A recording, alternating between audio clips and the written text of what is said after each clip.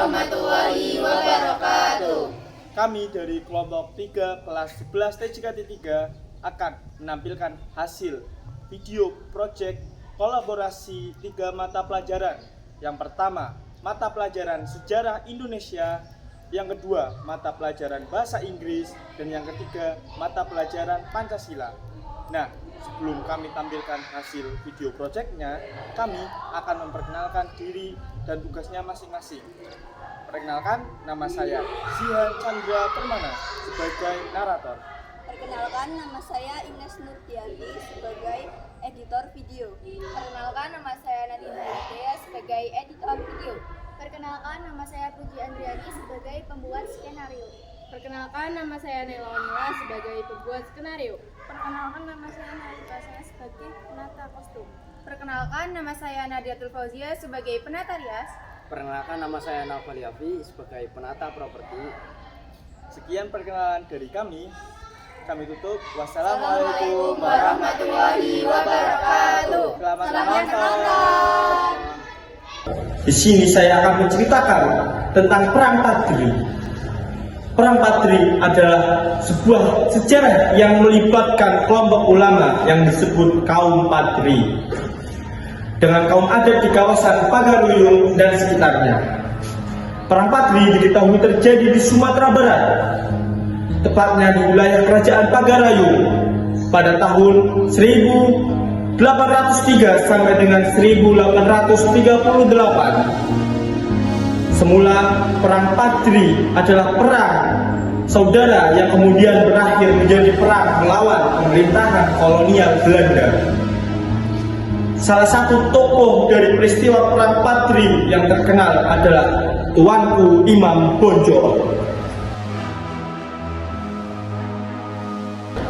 Penyebab Perang Padri dimulai karena perbedaan prinsip agama antara kaum Padri dan kaum adat.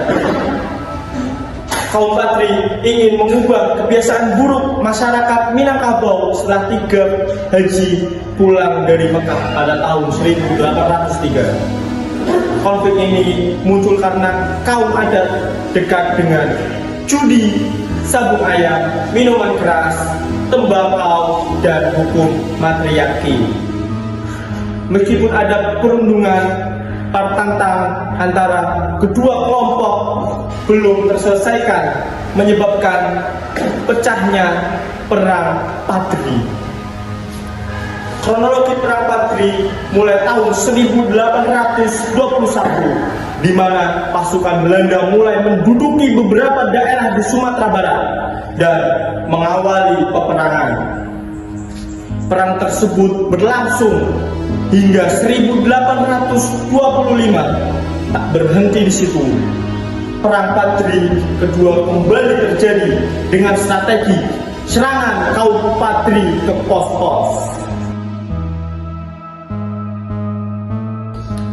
Belanda di Sumawur, Sulit Air 6 kota, Rau dan Tanjung Alam pada tanggal 22 Januari 1824.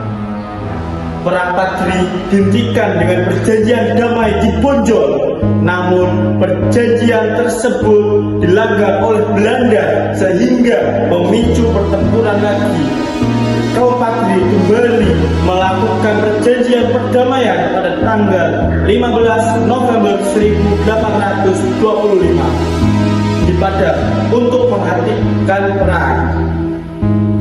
Sebenarnya perjanjian tersebut dilakukan Belanda hanya untuk berfokus pada perlawanan Diponegoro di Jawa.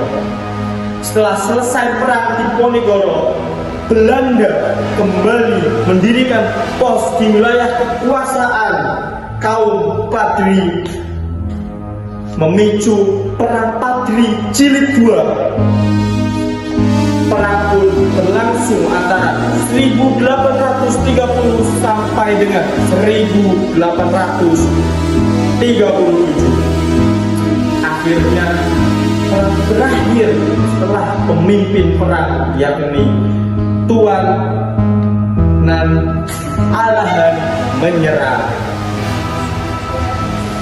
Jadi nilai-nilai yang dapat kita ambil dari peristiwa Perang Padri adalah: yang pertama, persatuan; yang kedua, cinta tanah air; yang ketiga, keagamaan yang tinggi; yang keempat, semangat perjuangan; yang kelima, bekerja sama untuk mempertahankan tanah air; yang keenam, yaitu pentingnya musyawarah dengan cara yang baik untuk diterapkan dalam upaya penanaman nilai budaya baru pada suatu daerah yang sebelumnya didominasi kebiasaan lama. Cukup sekian yang dapat saya jelaskan mengenai Perang Padri yang terjadi di Sumatera Barat pada tahun 1803 sampai dengan 1838. Semoga dari cerita tersebut rasa cinta kepada tanah air semakin melekat pada jiwa dan raga kita. Cukup sekian, terima kasih. Wassalamualaikum warahmatullahi wabarakatuh.